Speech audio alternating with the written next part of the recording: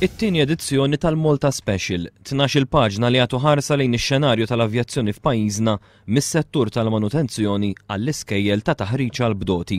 L-imħuħ wara din ir-rivista huma 4 ġurnalisti Maltin, Marika Vella, Joan Calleja, Riccardo Flask u Chris Kauki. Il-Malta Special qed ikun ippubblikat fil-ħarġa ta' Mejju tal-magażin World Air News, l-aktar rivista popolari u li tispeċjalizza fl-avjazzjoni fil-kontinent Afrikan.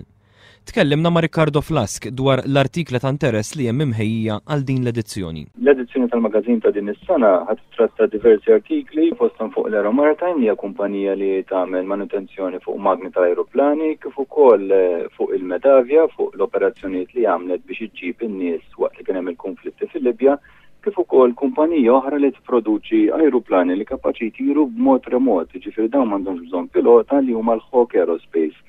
Li dawn l-ajruplani jistgħu jintużaw għal skopijiet pereżempju ta' sorveljanza. Għall-ewwel darba se jkunu organizzati wkoll il-World Air News Aviation Awards. L-attività ta' nhar it-tnejn hija fejn aħna ħanniedu għat-tieni darba il-World Air News Malta Special u fl-istess ħin ħajkonna wkoll għall-ewwel darba awards għal qasam tal-avjazzjoni. Pratikament ħanippremjaw 3 awards li huma Aviator of the Year, Leader of the Year u Lifetime Achievement Award, dejjem fil-qasam tal-avjazzjoni. L-attività li se tkun qed issir fis-7 ta' Mejju qed tkun meqjusa bħala tieqa ta' opportunità oħra għal Malta fis-settur tas-servizzi aeronautiċi.